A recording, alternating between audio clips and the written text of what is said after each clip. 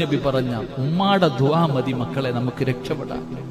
എടാ, എത്ര കടവും എത്ര നഷ്ടത്തിലാണെങ്കിലും പോയിട്ടൊന്ന് പറ, ഉമ്മാടെ ഒരു വാക്ക് പോരെ. ചില സമയങ്ങളിൽ സ്നേഹം കൂടുമ്പോ ഉമ്മ ഒന്ന് പറയാറുണ്ട്.